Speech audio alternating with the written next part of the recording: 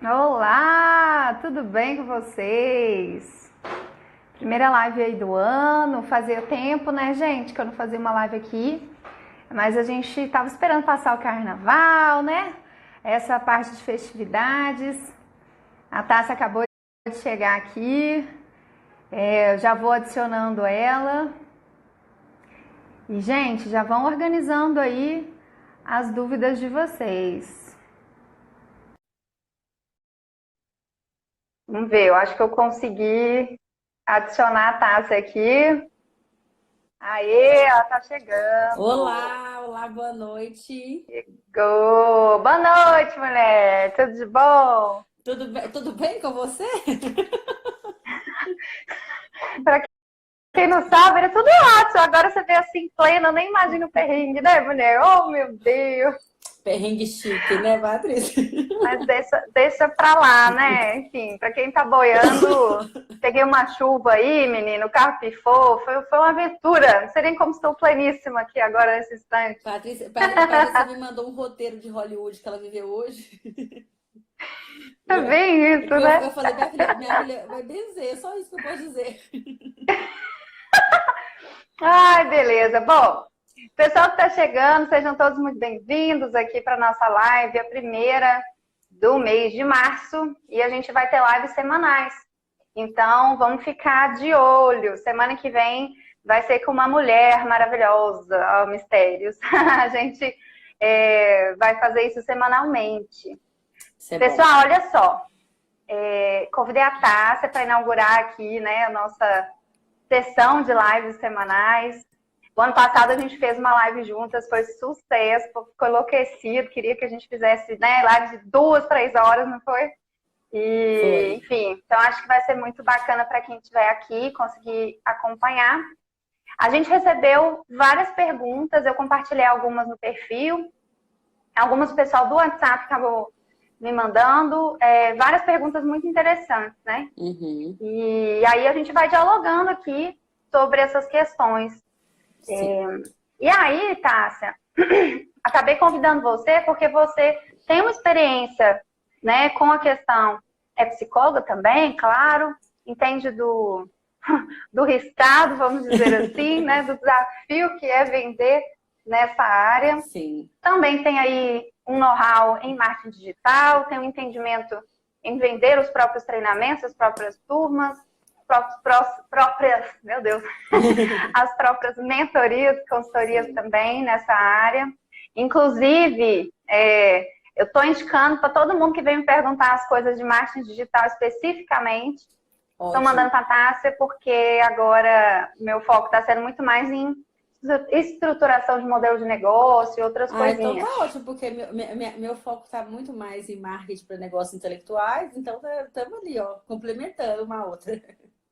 Exatamente. E aí a gente estava até conversando, né, sobre o tanto que as pessoas confundem essas duas coisas que estão, aliás, três coisas, né? Acho que a gente podia começar explicando essas diferenças de termo, Tássia. Sim. Então, para muita gente,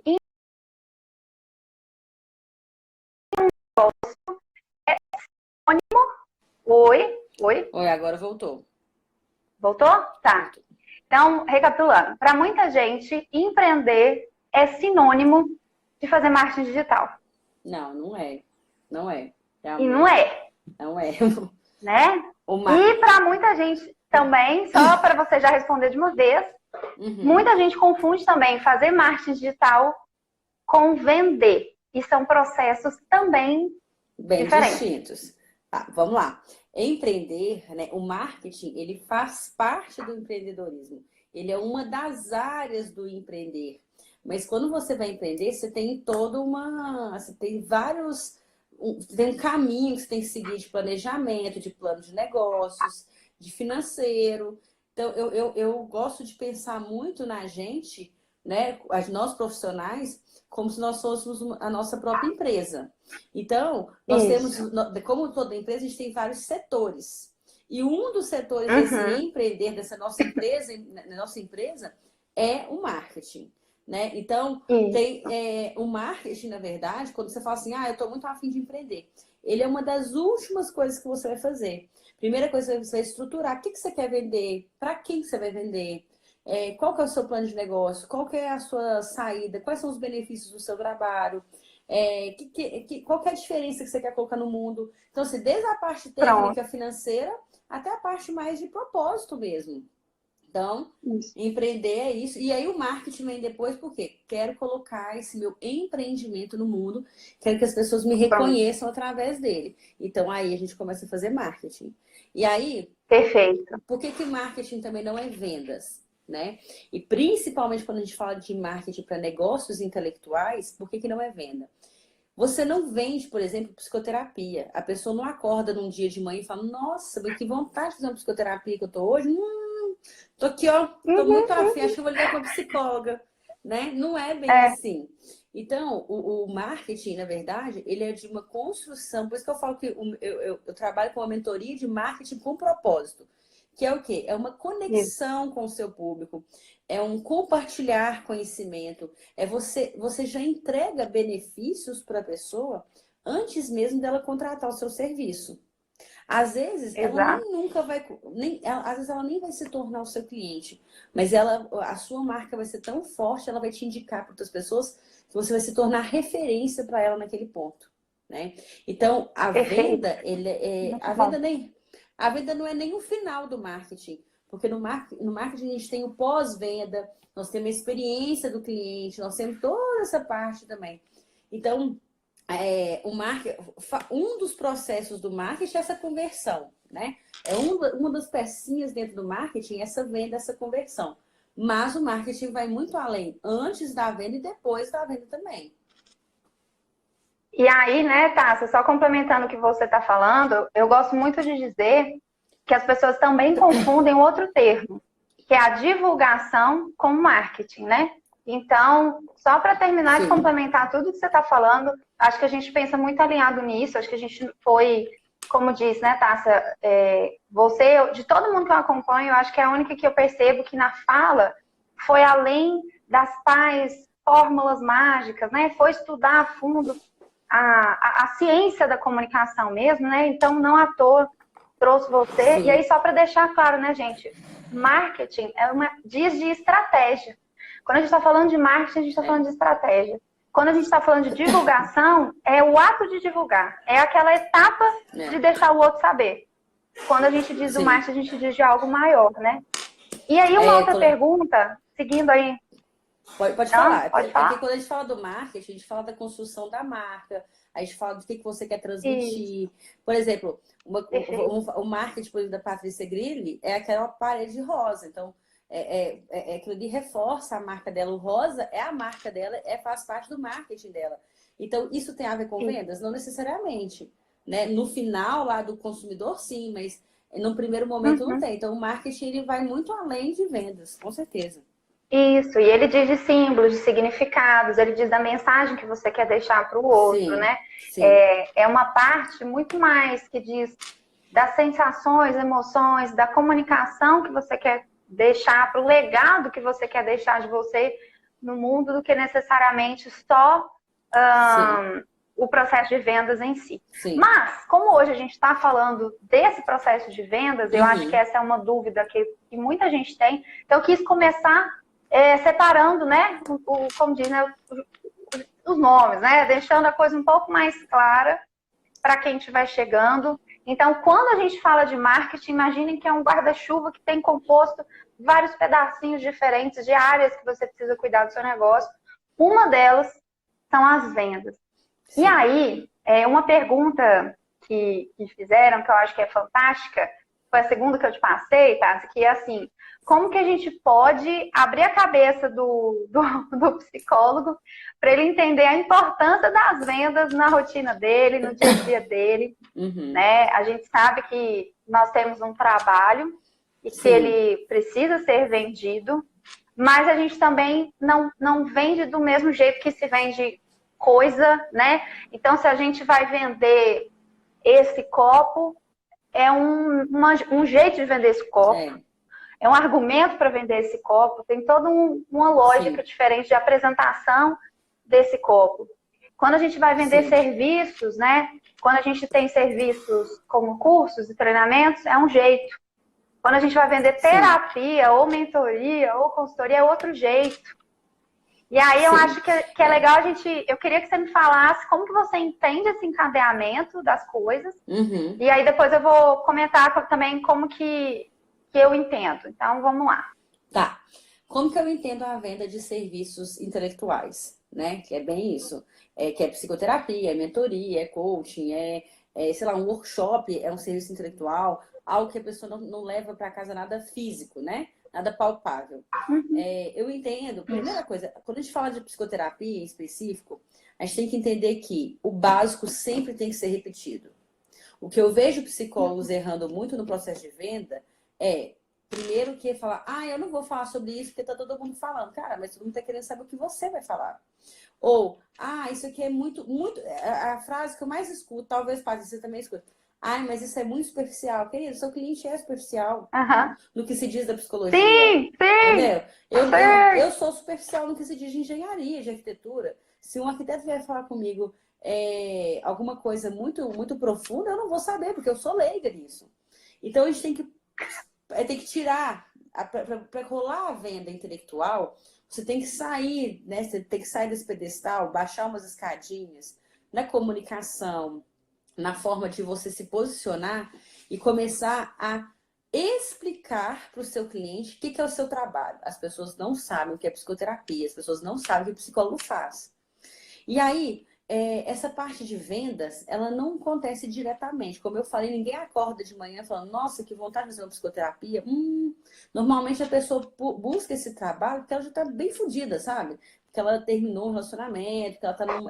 Aquilo tá tendo como é que fala? Um desgaste na vida dela. Agora, você precisa estar presente mostrando os benefícios do seu trabalho. É um outro ponto também. Por que normalmente os psicólogos não conseguem vender o serviço deles? Cara, porque eles só divulgam doença. Eles só divulgam pessoa triste, depressiva, chorando, sabe? E aí você parece assim, não, mas aí você não demonstra para a pessoa que o seu trabalho pode ser uma prevenção também. Então, Uhum. essa questão das vendas da psicoterapia, de serviço intelectual, ela passa da educação. Você começa a informar as pessoas o que é o seu trabalho, os benefícios do seu trabalho, que pode ser para ela. É através do compartilhar informações que você torna o seu trabalho relevante para ela. Mas Uhum. você tem que compartilhar informações, né, que aí é o marketing de conteúdo que a gente faz, Isso. genuinamente, para que em algum momento ele se converta em cliente. Psicoterapia, tá? Agora, o que eu recomendo para os meus clientes? Por que o psicólogo tem que oferecer só psicoterapia? Cara, Né? psicoterapia é o serviço mais difícil de ser vendido. Por quê? Concordo. Alto investimento, não tem Sim. início, meio e fim, você não sabe quanto vai ser o fim dele. Então, assim, a pessoa tem que estar disposta a investir tempo e dinheiro por um período indeterminado, né? E as Sim. pessoas não sabem muito bem o que acontece ali. Quer vender o seu trabalho? Começa vendendo orientações. Tipo, eu vou oferecer mapeamento da ansiedade. Vão ser 3 encontros. Nós vamos fazer início, meio e fim, assim, assim, assado. Psicólogos que Perfeito. focam em só vender psicoterapia, tá, além de estar elitizando o trabalho, né? Não está democratizando o trabalho da psicologia, tá oferecendo uma brechinha de pessoas ali. Ele está fazendo tudo errado. Uhum. Fazendo tudo errado. Porque É. ele não está ampliando o número de pessoas que conhecem o trabalho dele. Uma estatística real do Sebrae é uma pessoa indica um outro profissional para outras 3 pessoas. Só que dessas 3 Uhum. pessoas, a taxa de conversão é de 10%. Então, cada uma Uhum. pessoa, ela vai indicar 3, não vai ser uma que vai contratar o seu trabalho.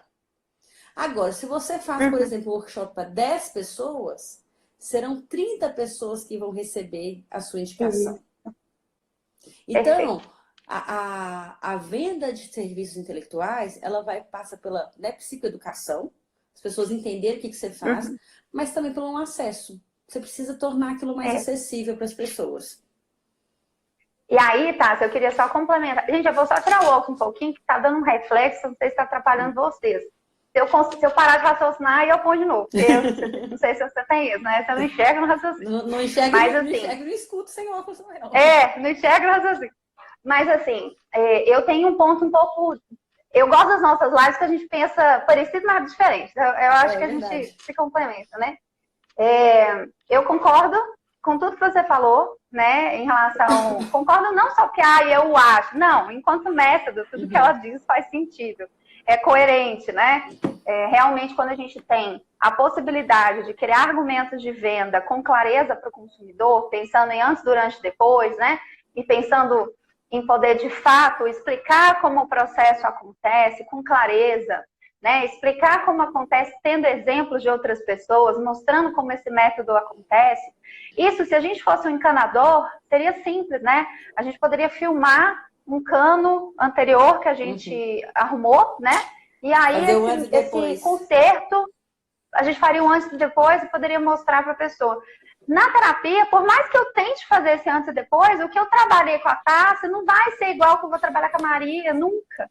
Sim. Porque são pessoas diferentes, são lógicas diferentes, então seria até injusto ou incoerente com essa pessoa eu pegar vamos dizer assim, o aprendizado de um e dizer que todo mundo vai dar conta, né? Sim. Porque, afinal de contas, são pessoas diferentes. Eu tenho um caso para contar de uma coisa que aconteceu, em que, numa situação de um desespero de um aluno meu, a gente trabalhou uma metodologia, e aí de vendas, ativa, que é uma coisa que eu nunca tinha feito na psicologia. Eu realmente tinha as minhas dúvidas quanto a isso. Mas depois que isso aconteceu, eu mesma testei comigo algumas vezes e teve um resultado muito positivo. Então, eu quero contar aqui para vocês na live que jeito que foi esse. Talvez, Tássia, você já faça isso, mas talvez não tinha pensado que isso é um jeito ativo de vender, né? Terapia. Como que foi a situação? Eu tinha um aluno de um treinamento meu de planejamento estratégico para psicólogos, que é um treinamento de empreendedorismo, né? Então, a gente estrutura o modelo de negócio da pessoa, estrutura a parte básica ali do que ela vai construir, de qual que é o projeto que ela vai vender. E aí, ele tava, sei lá, tinha 3 dias de aula, ele me manda uma mensagem falando, eu vou ser despejado, socorro. Nossa. Aí pronto, eu falei, meu Deus, né? Tem que ajudar essa criatura, mesmo que... Assim, não era o treinamento de vendas, eu tenho outro treinamento que eu vou falar mais tarde hoje, que é para isso, mas ele estava no outro. Mas eu me senti... A gente se sente responsável muito também, assim, responsável. E eu falei, não, preciso te ajudar, porque se eu não te ajudar, quem vai? Resultado, menina, a gente fez um plano de ação, assim, enlouquecido, trabalhando com um funil de vendas enlouquecido, a gente vai falar disso. Mas, basicamente, eu botei... Ele já tinha um contato em grupos de Facebook. Ele já era ativo, sabe? Como psicólogo em alguns grupos. Só que ele só ficava postando texto, só ficava interagindo com as pessoas, ele nunca tinha oferecido nada. Então, mas aí tem um ponto importante, ele já era ativo. Galera, anota isso aí, ó. Anota isso aí, porque ele já era ativo, então você tem que ser ativo. Ele já era ativo, ele já tinha uma iniciativa por conta dele de dialogar com as pessoas do grupo, o que fez diferença, sim. Importante. Não foi do nada, né? Ele já tinha um relacionamento naquele espaço, perfeito. E aí eu falei, bom, o que eu quero? Que você leia, né, nas postagens todas as pessoas que pareceram para você, pelo que escreveram, meio desesperadas, meio assim, tô querendo me matar, tô muito desesperado, tô com muito problema, e faço uma análise de discurso. E ele conseguiu fazer isso, né? Foi uma pesquisa, ele ficou dia e noite procurando, e eu falei, eu preciso que você entre em contato com 200 pessoas, no mínimo, senão a gente não vai conseguir o mínimo de 6 pessoas, que era o que ele precisava. Se ele fechasse 6 pessoas, ele conseguia pagar o aluguel no desespero lá que ele tava. Eu falei, bom, beleza. E ele não tinha família, não tinha nada. Sabe aquela pessoa fudida, tava fudido. E aí eu falei, bom, beleza, 6 pessoas, você consegue pagar seu aluguel, não vai ser despejado. Tá. E aí a gente correu para isso. A gente criou uma copy, um convite, legal. Não para terapia, mas a gente criou um convite para um papo, para uma conversa. Legal. em que ele se disponibilizou para conversar sobre aquele assunto que a pessoa disse na postagem. Uhum. E aí foi um trabalho assim, manual, não foi nada. Ele realmente entrou em galera, manual, um por um. No desespero, é isso mesmo, é você usar o que você tem. Eu falo isso muito, gente. Isso. Para de caçar longe o que você precisa agora. Você tem tudo. Ele usou o que tinha. Tem Adorei. tudo. Adorei. E aí a gente montou uma copyzinha de venda juntos, que tinha a ver com o público dele, que tinha a ver com o mapeamento de persona que ele já tinha feito no treinamento comigo. Então estava mais fácil, né? Então ele já sabia que ele falava com jovens que tinham questões de ansiedade e depressão. E ele sabia que geralmente eram meninas, novinhas, assim. Então ele sabia desse entendimento. Aí um parênteses, é um cara bonito, é um cara charmosão, é um cara com uma voz bonita. Então eu disse para ele escrever o texto e quando a pessoa respondesse, que ele mandasse um áudio agradecendo, porque isso serviria como um reforço, porque ele tem uma voz muito bonita. Então, a gente trabalhou com o que ele tinha. Na verdade, vocês usaram o gatilho da reciprocidade, né? Exatamente. Eu te dou atenção e você me dá outra coisa, mesmo sem Exatamente. Exatamente. E aí, nessa perspectiva, o que acontece? Ele conseguiu, nesses próximos dias, que ele entrou em contato com essas 200 pessoas, ele conseguiu agendar para conversar com 30 delas. Isso rápido, assim, que muita gente ficou, né? Ai, cara louco, falando comigo. Mas umas 30 pessoas toparam, porque ele colocou o nome, CRP, colocou tudo bonitinho, colocou o link do site dele para as pessoas verem que não era uma trollagem. Não era mentira, né? E não era mentira, exatamente. E ele conseguiu fazer essas entrevistas. E aí a gente criou um roteiro de vendas mesmo para ele seguir nessa entrevista, utilizando o método BUNT, que é o método de atendimento para venda, que eu trabalho no treinamento, inclusive, aquela, né? E aí, a grande questão, que é um jeito de você fazer a anamnese, indicando, trabalhando a pessoa para ver se ela tem perfil para aquela solução. Se ela não tiver, você já encaminha para outra solução, tipo isso que a Tássia falou. Não, vamos fazer só um diagnóstico aqui. Ou então, vou te passar para uma amiga minha que trabalha com essa questão de avaliação psicológica, enfim. Resultado, gente, ele conseguiu 12 clientes nessa brincadeira em uma semana. Quando isso aconteceu, Tássia, aí a minha cabeça deu um... Porque, ou seja, isso foi um movimento ativo dele, que a gente fez no susto, assim, no sentido... Quando eu falo no susto, a gente testou. É uma coisa que a gente vê para outros segmentos de mercado, é uma coisa que a gente vê para outras coisas. Nesse caso, fez sentido. A gente conseguiu fechar. Depois que isso aconteceu, eu fiz isso comigo algumas outras vezes, né? E faço todos os anos. E sempre é muito legal. E aí, enfim, eu queria só trazer essa ideia pra gente conversar, né? É um jeito diferente. Eu acho que essa é uma estratégia que é muito válida, mas depende muito do público que você trabalha. Entendeu? Isso. Porque assim, é que nem o público dele, primeiro que ele foi, assim, foi uma ótima estratégia porque vocês usaram o que vocês já tinham, né? E talvez no final vocês estejam pensando assim, poxa, olha o tanto de gente que estava perdida aí, que a gente podia estar fazendo isso há muito mais tempo, né? Dando essa atenção muito maior. Mas eu já fiz essa estratégia, né? Eu tenho o atendimento zero, é um atendimento inicial que eu faço com as pessoas. Até para eu entender, assim, na verdade é um atendimento que a pessoa me conta a necessidade dela e eu falo se eu posso ajudar ou não, né? Se eu realmente sou essa pessoa que posso ajudar ou não. E aí chegou um momento que eu abria 10 vagas por mês de atendimento zero. E essas vagas, elas preenchiam bem rapidamente. Só que eu comecei a entender, tipo assim, muitas vezes a pessoa, talvez o meu público naquele momento, ele não correspondeu como eu gostaria. Por quê? Eu fechava rapidamente aquelas vagas. Eu entrego muito valor e é um feedback que eu sempre tenho, tá? Se você sempre entrega mais do que você vende e eu quero receber esse feedback resto da minha vida. Então eu uso muito ele pra mim, sabe? E aí muitas vezes as pessoas no final, eu via pessoas que faziam só pra fazer o atendimento zero, só pra poder entender como é que funciona, por curiosidade. E aí eu tava dando muita atenção, tava dando atenção para essas pessoas e deixando de dar atenção para os meus clientes. Então eu comecei o meu funil, eu mesmo comecei a funilar ele um pouco mais. né? Então, se a pessoa tem interesse, eu vou fazer o atendimento zero, né? Ninguém vai investir do nada. Agora, Isso. isso demanda muito assim, qual que é o seu público? Se o seu público rolar isso, rola mesmo. E aí você só vai saber, e aí só pra galera entender, tá? Como é que eu vou saber se o meu público rola isso ou não? Testando. A gente não é adivinho, a gente não tem bola de cristal. A gente faz mapa da empatia, mapa da persona, mas todas as estratégias de venda, você só realmente sabe se ela funciona ou não testando, tá? E aí é realmente pegar, eu sei que uma das perguntas foi até isso também, né? Ah, como que eu posso planejar uma venda? Como eu posso planejar não sei o quê? Você vai planejar e você vai testar, fazer uma testagem. Ah, será que isso aqui funciona? Será que eu chamar um por um funciona? Ah, será que se eu, sei lá, oferecer isso aqui funciona? Então você vai testando e vai vendo o que funciona para o seu público. Lembrando também que o que funcionou uma vez não funciona, pode ser que não funcione mais. Isso. E aí uma coisa que eu acho que é legal a gente colocar, eu quis contar esse caso e a gente entrar nesse mérito, até para eu ouvir você, e eu acho que você fez uma colocação muito importante.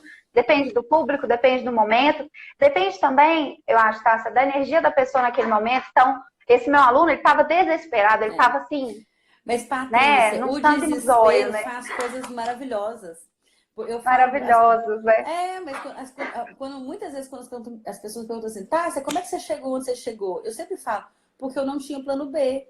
Quando o plano B, que é o caso dele, quando você não tem um plano B, seu plano A tem que funcionar. Então, esse desespero, esse sangue no olho, esse, meu Deus, eu preciso fazer acontecer, faz com que a pessoa não tenha vergonha de mandar o áudio, faz com que a pessoa não tenha vergonha de fazer lives, de gravar vídeos. Então, eu meio que, uma coisa que eu faço muito com os meus clientes é começa a se empurrar para necessidade, porque necessidade faz milagres.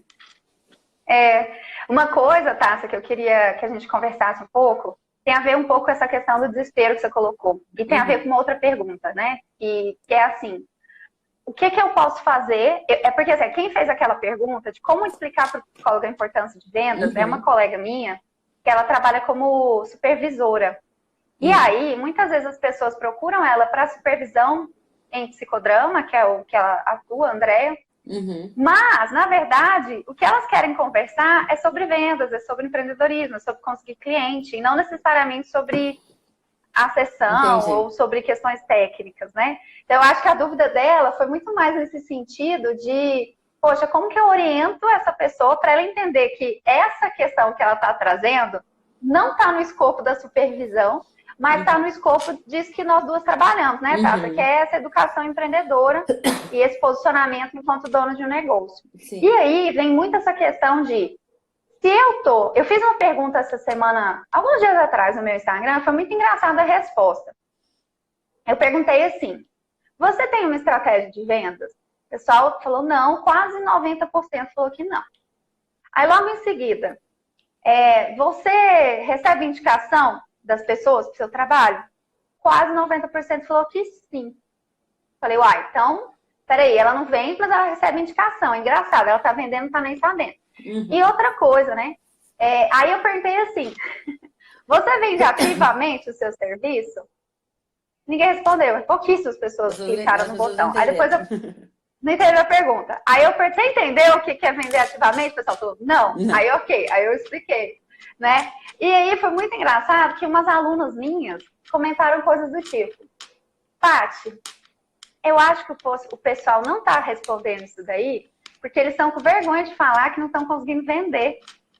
Porque eu tenho umas amigas que falam para mim que tem vergonha de vender, mas quando eu passo o seu contato, elas têm vergonha de chamar você, porque tem vergonha de outras pessoas saberem que elas não estão tendo sucesso. E aí eu acho que esse tema desse segredo, dessa vergonha, da gente, do psicólogo achar que tem que ficar na caixinha, enfim, vamos falar disso? Vamos falar disso. Primeira coisa que você falou tudo, finalizou a pergunta já falando no começo dela. Tem que sair dessa caixinha, gente. Eu acho que, infelizmente, hoje os psicólogos se formam muito crus para o mercado, né? E tipo assim, porque a gente aprende muito a parte acadêmica na faculdade, mas a gente não, eu brinco que a gente não aprende a capinar o lote da psicologia, sabe? Tipo, trabalhar, ter um consultório. A gente aprende a ser pesquisador, capinar o lote a gente não aprende. E aí, a gente também forma com muitas crenças que a gente... As pessoas formam com crenças que elas acham que é puramente verdade. Então, o que eu escuto muito de psicólogos assim, é assim: ah, mas eu não quero viver nesse capitalismo selvagem, eu não quero ser superficial, ah, eu não quero ficar no Instagram igual uma blogueirinha, ah, eu não quero não sei o quê. Que são coisas, na verdade, que eles vêm da parte dos professores e a pessoa toma como verdade, né? E aí, o que Isso. acontece? São psicólogos bons pra caramba, tecnicamente super evoluídos, super, assim, bem preparados, mas com nada nem ninguém para poder usufruir desse conhecimento, né? Então, a primeira coisa que eu falo para essas pessoas é, primeira coisa, gente, vocês vão ter que desconstruir muita coisa que na faculdade foi construída. E uma delas é essa questão de divulgar, vender ativamente, entender o que a sociedade hoje quer, né? Eu vejo também psicólogos vendendo maçã enquanto todo mundo quer abacaxi. Eles Isso. estão querendo vender uma coisa que hoje em dia já não existe mais, já não tem mais. Eu tenho uma história de uma psicóloga aí que ela começou a ter mais clientes e tal, psicanalista clássica, que trem todo.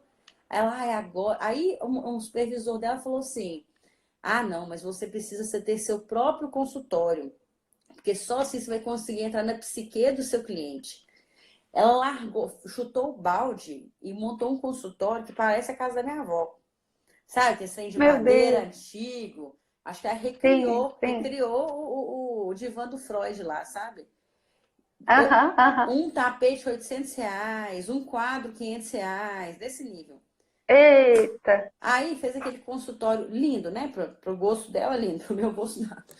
E aí falou assim: ai, mas nossa, ai, não tem cliente, não tem venda. Cara, você tá querendo vender, você montou um lugar para quem? Pós Segunda Guerra Mundial, velho. Não, você não tem.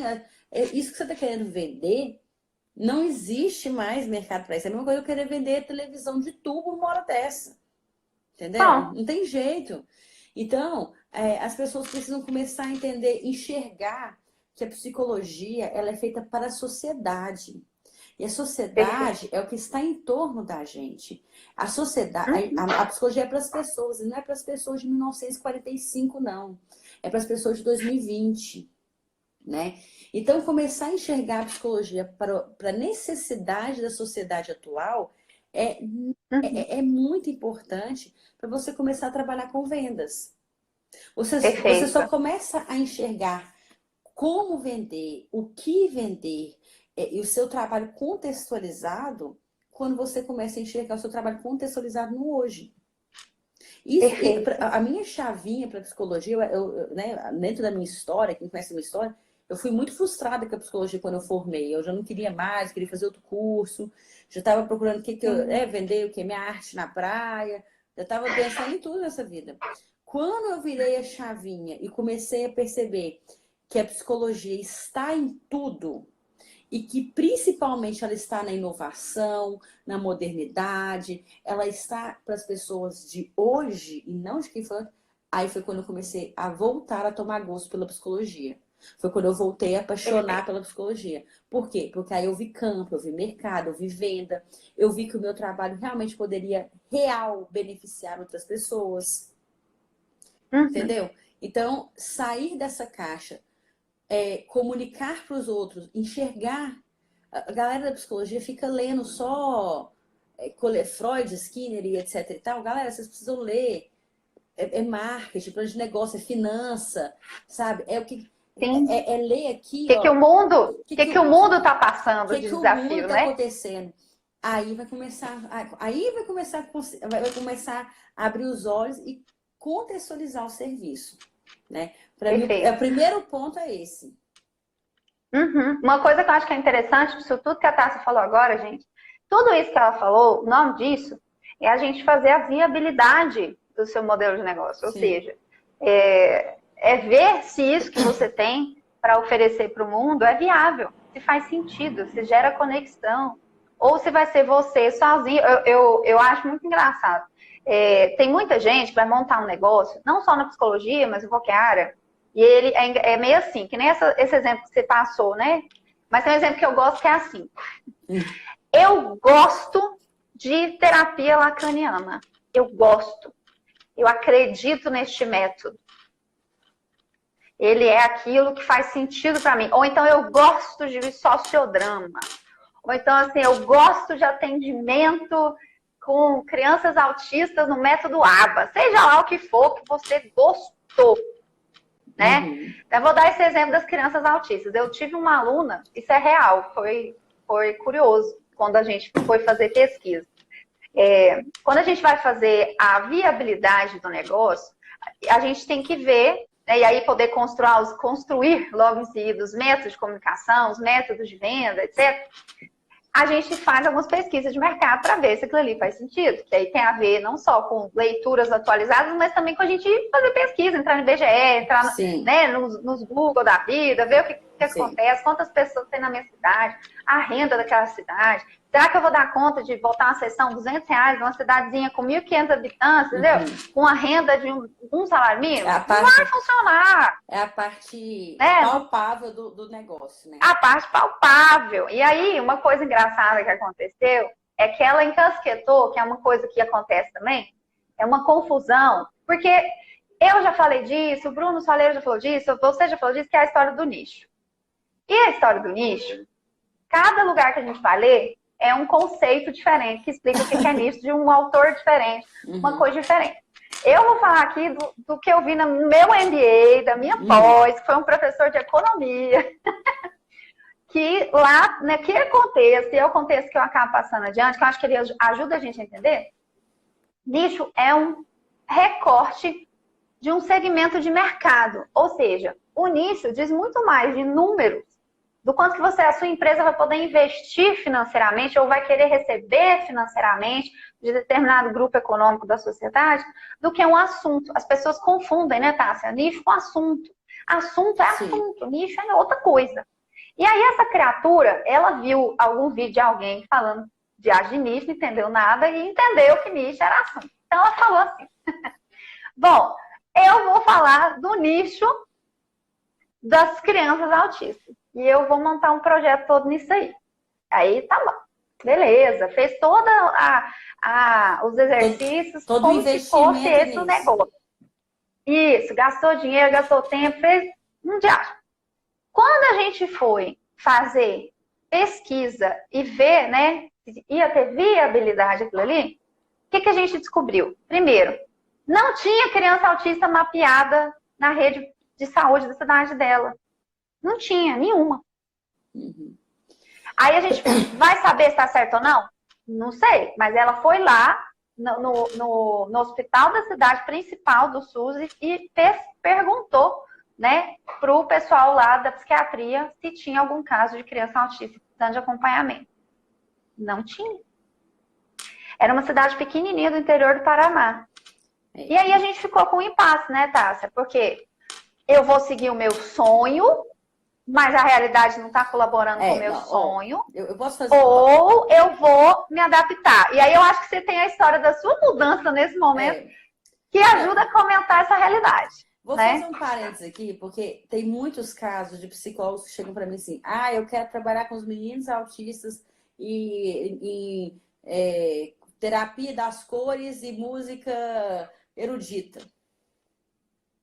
Velho, não tem mercado para isso. Eu falo muito claramente.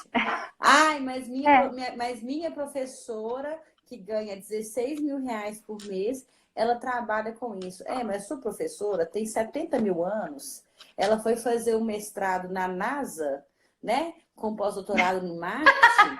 E ela é concursada, querida. Ela é concursada, ela ganha isso porque ela é concursada. Ela não ganha por causa deste trabalho em si. Desse segmento, né? Deste público-alvo específico. Então, assim, eu vejo pessoas se comparando aos professores que são concursados, e aí falam assim, querida, esse dinheiro dela vem do governo, não vem da clínica, do consultório dela. Entendeu? Então, assim, não tem mercado, não tem viabilidade disso. Eu realmente, até a Jaqueline falou assim, a questão de procurar um mentor, eu acho que tem que procurar um mentor, sim, quando você precisa, sim, mas principalmente o mentor que está onde você, que chegou onde você quer chegar, pelo caminho que você quer percorrer. Porque não adianta. Eu tenho uma mentora minha maravilhosa, ela é professora da UFMG, e aí ela ganha seus, sei lá, R$ 1.000 por mês. Cara, então você vai ser concursada, ela vai ser sua mentorada para concurso público e ser professora. Ela não vai ser sua mentorada para uma clínica, sabe? Para ter uma clínica bombante. Isso. Porque ela não sabe disso. Isso.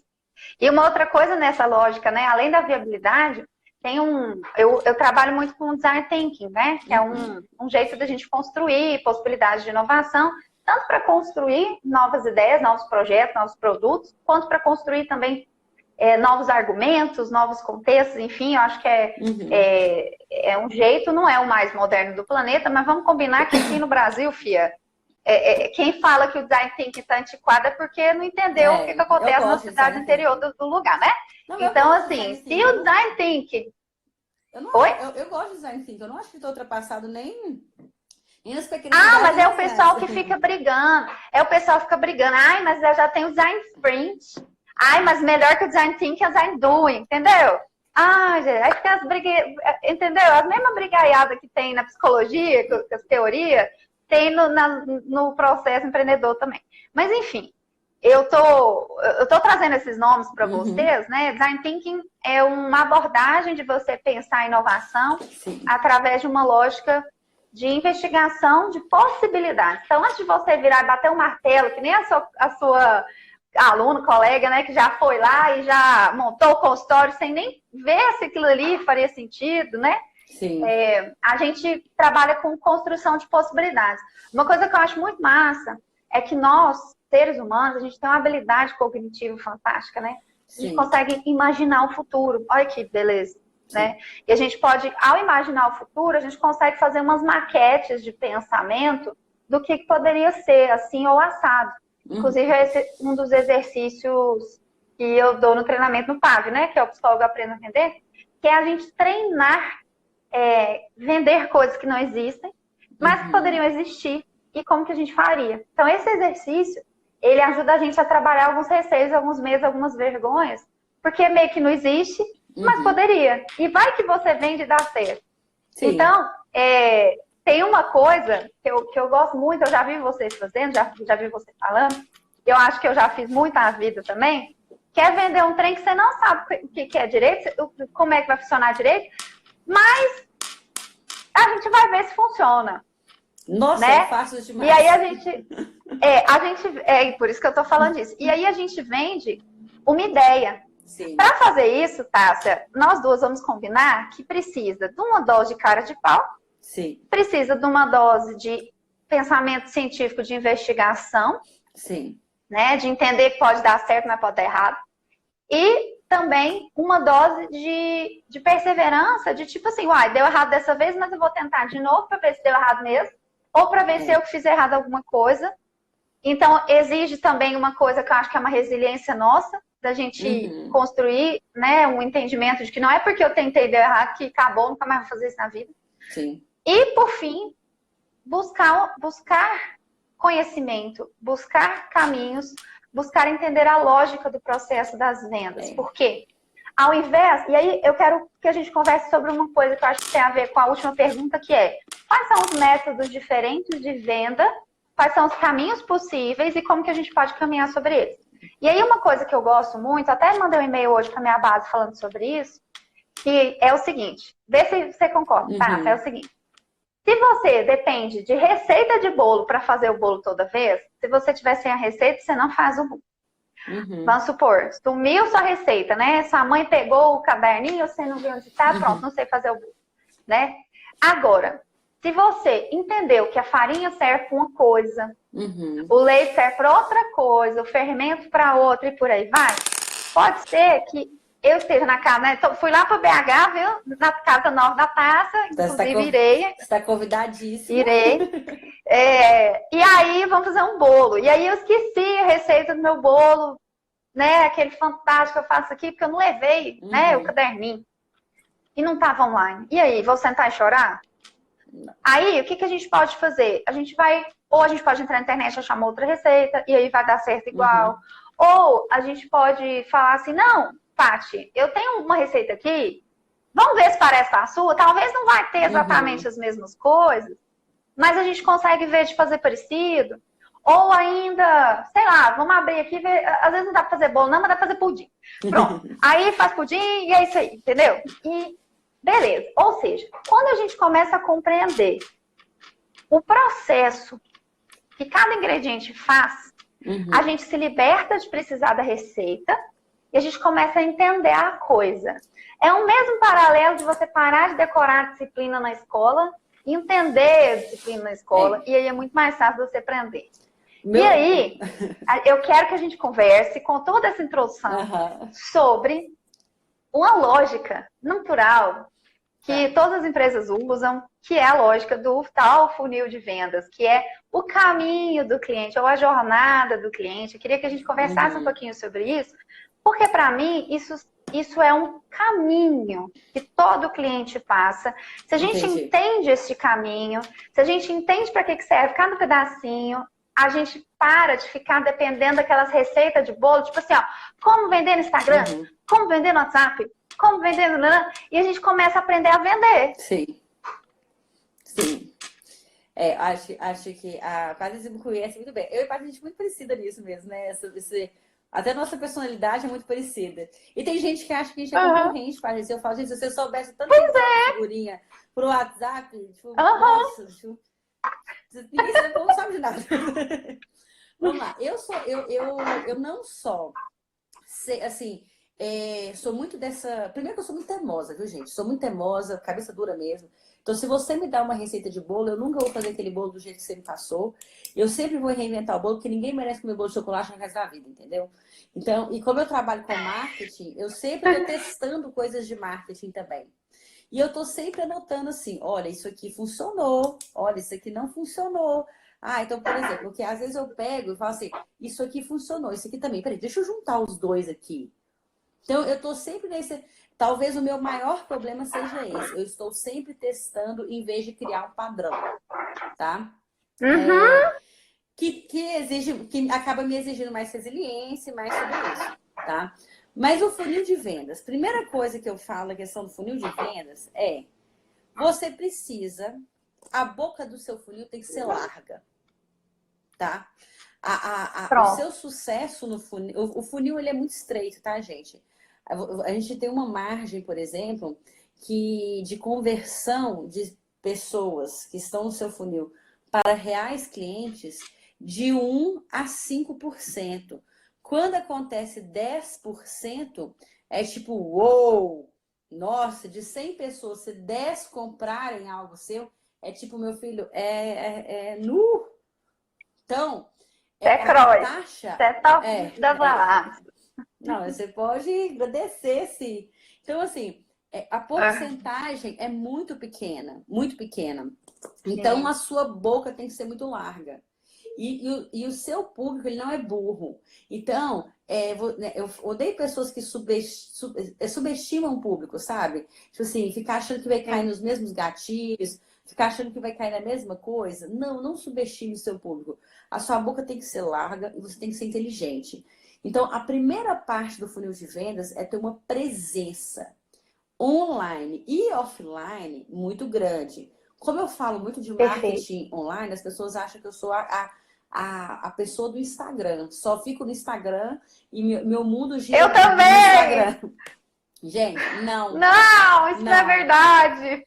O marketing offline, ele precisa acontecer. Para você se conectar a pessoas gigantes, o marketing offline tem que acontecer. Eu mudei para Belo Horizonte para poder intensificar meu marketing offline, meu network. Network vale mais que dinheiro, tá? Vale muito mais que dinheiro.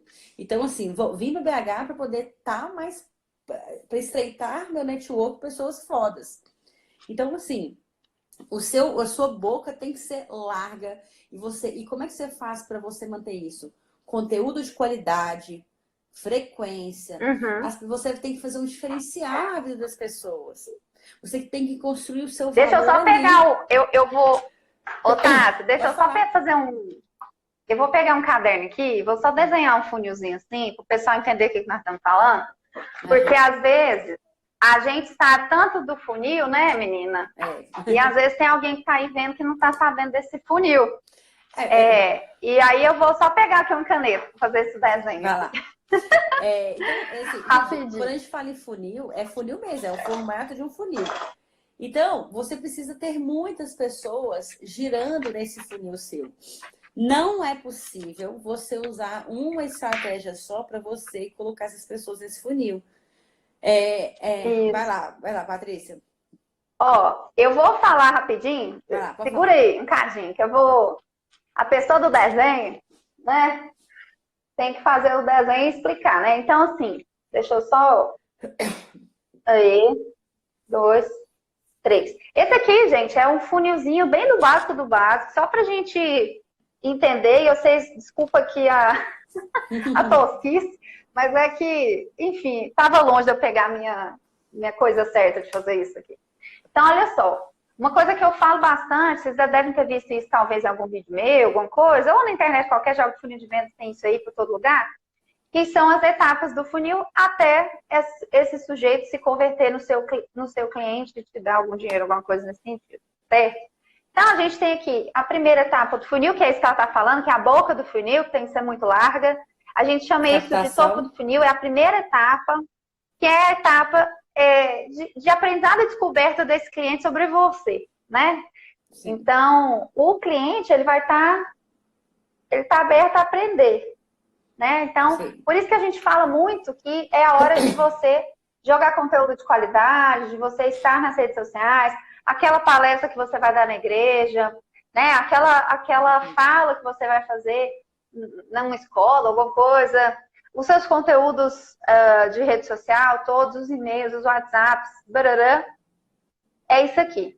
Eu tenho para mim, aí não sei, que tudo que tem o objetivo de falar de algo pela primeira vez para alguém, que você está apresentando uma ideia, entra aqui, mesmo que você já venda outras coisas. Então, vamos supor, sim, eu já vendia, né? Eu já vendia 4 coisas, agora eu vou vender a quinta. A primeira vez que eu estou falando disso, vai entrar aqui, independente do caminho que eu uso para conversar. Eu acho isso importante a gente pensar.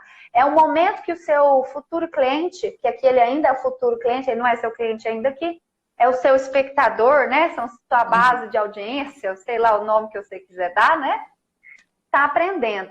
Um segundo momento é o momento que o sujeito, ele caiu a ficha que ele tem um problema daquilo ali que você está falando. Eu gosto muito dessa segunda fase, que é a fase do reconhecimento do problema, né? Sim. Então, o sujeito, ele reconhece o problema dele. E só para poder, né, fazer uma pincelada aqui, ele tem um senso de urgência. Eita, peraí, que travou um cadinho. Peraí, Tassa, que travou um cadinho. Deixa eu ver, só se organiza aqui. Um pouquinho, só um pouquinho, gente. Vamos ver se volta. Acho que deve ter chovido, um vento, alguma coisa. Vamos ver se volta. Normal. Uai, então vai, então vai. Para mim tremeu um cadinho aqui, mas vamos lá. Então vamos lá. Nessa parte de abertura, é importante que você crie um senso de urgência. O que é um senso de urgência? Você, por exemplo, se você começar a falar que é muito importante que a pessoa ela dê uma olhada, né? Ou ela olhe a ansiedade dela com um olhar mais urgente, ela vai para o segundo andar. Opa, peraí. Eu achei que isso aqui era normal, era natural, mas você criou um senso de urgência, você mostrou para ela, por exemplo, que a longo prazo tudo aquilo ali, aquela ansiedade pode trazer de ruim para a vida dela, então ela começa a ter reconhecimento do problema dela.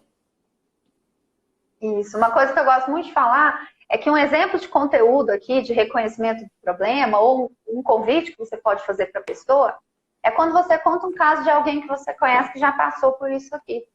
E aí ela começa a pensar, nossa, essa doutora já ouviu falar um caso de uma pessoa que tem um problema que é o meu. Ela tá me vendo quase, né? Tá me vigiando. Sim. E aí ela se identifica e aí ela desce de fase. A terceira etapa é quando essa pessoa já caiu a ficha que ela tem um problema, então ela já está te acompanhando para saber mais e tentar resolver esse problema. E ela já viu algum anúncio, alguma coisa que você botou lá, entendeu? Um e-book, uma live, um negócio diferente. E ela já veio participar com um pouquinho mais de atenção, para aprender um pouco mais sobre um assunto que ela percebeu que ela precisava aprender. Sim. Então, a gente diz que essa terceira etapa é o momento que ela vai em busca de uma solução. Então, ela busca ativamente uma solução, né? Sim. Alguns vão dizer que é um momento de conversão, né? Que ela se converte, ou seja, ela se torna talvez sua fã, né? E aí ela quer que você ajude ela a resolver o problema dela, né? Não a conversão final de venda, mas uma conversão enquanto, nossa, eu quero que seja você que resolve o meu problema, né? Porque assim, a pessoa te reconhecer é uma coisa, ela te contratar, ela converter em cliente é outra coisa também. A pessoa entender que você tem a solução para o problema dela, faz parte dessa conversão. Mas a conversão final é quando realmente ela contrata o seu serviço. E por que uma coisa não é igual à outra? Porque muitas vezes as pessoas elas não estão prontas para a conversão final mesmo. Mas as pessoas, eu fico brincando que tem gente que fica mamando na teta um tempão, entendeu? Pronto. Antes de realmente virar cliente. Isso vai assim, também diferencia de público-alvo para público-alvo, tá? Mas só para as pessoas terem uma noção. Quando que eu divulgo meu trabalho e quando eu realmente gero conteúdo? Uma estatística legal que eu passo 20% do conteúdo que você compartilha deve ser divulgando o seu trabalho, tá? Deve ser falando ativamente. Olha, eu tenho uma mentoria aqui para te vender. Olha, eu tenho um processo de coach para te vender. 80% do seu conteúdo tem que ser conteúdo genuíno, que vai realmente... E quando eu falo genuíno, é genuíno mesmo, gente. É parar de mesquinharia intelectual e realmente entregar para a pessoa algo que vai fazer diferença na vida dela. Perfeito. E uma coisa que eu acho que é interessante quando você traz essa questão das porcentagens, né? É que o autor americano que trouxe esses números para ser famoso nas redes sociais, que é o cara da forma de lançamento americana, e aí o Érico Rocha foi lá e traduziu, esse cara puxou isso lá da retórica grega. Eu achei isso fantástico. Tem um livro que chama Arte de Argumentar, fica a dica. É um livro, tem PDF, você consegue achar. Eu tenho ele, qualquer coisa vocês me chamam, eu posso tentar passar o PDF. Que é o seguinte, tem um livro, nesse livro ele vai dizer que desde lá da Grécia Antiga, quando Aristóteles, né, eu não lembro agora se foi Aristóteles, mas enfim, o cara que escreveu o livro sobre a retórica, agora eu realmente esqueci se foi Aristóteles, se foi algum cara lá daqueles lá daquela época, ele dizia o seguinte, a gente tem 3 tipos de argumentos que a gente pode usar numa conversa. Olha só, olha a correlação que eu vou fazer com isso aí que você falou agora, que eu acho fantástico. A gente tem, quando a gente vai montar um discurso, montar uma retórica, e quando a gente pensa em venda, nada mais é do que uma retórica, do que uma conversa, né? A gente tem o ethos, seria o quê? O que é o ethos? Ethos vem de ética. Ou seja, você construir um discurso coerente, um discurso que faça sentido com o que é correto naquela sociedade, aquilo que é considerado correto. E quando a gente pensa em psicólogo, o ethos na cabeça dele tinha que ser 90%, porque ele tem tanto medo do código de ética, né? Que ele acha que o ethos é o grande tchananã. O segundo tipo de linguagem que a gente consegue trazer seria o logos, que é exatamente a lógica, é o discurso lógico, é você dizer algo que tenha coerências técnicas, científicas, baseadas em evidências, né? Você não está inventando, você tem uma referência de onde você está falando isso, e como diz um amigo meu, todos nós somos comentadores de comentadores. A grande verdade é essa. Então a gente tem que saber de quem que a gente está comentando. E para dar para o outro possibilidades dele também ir lá e ver, e faz sentido, ver se ele comenta diferente, né? Então a gente tem o ethos e a gente tem o logos. Só que a gente tem também o pathos, que é a parte do discurso, que é a emoção. E quem estudou qualquer coisa de storytelling sabe que sem a emoção, o discurso fica chato, fica cansativo, fica irritante, a gente não quer saber.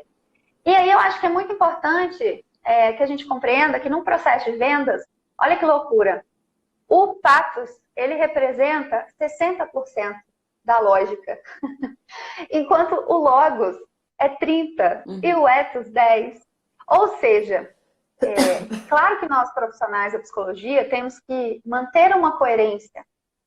Porém, se a gente quiser vender, se a gente quiser causar empatia, se a gente quiser que as pessoas gostem do que a gente está falando e da gente, a gente tem que ver se aquilo tem coerência com a nossa essência. Porque se não tiver paixão, a gente não vai conseguir vender nada. E esse 80-20 faz muito sentido com isso. Gente, a gente tem 27 segundos restantes. 25. E aí, como sempre, a gente nunca consegue finalizar, né? Comentem o que vocês acharem. Essa live vai estar disponível aqui 24 horas. A gente vai responder mais questões. Tem mais coisa para falar. Me marque que eu ajudo a responder também. Perfeito. E a gente vai se falando, gente. Boa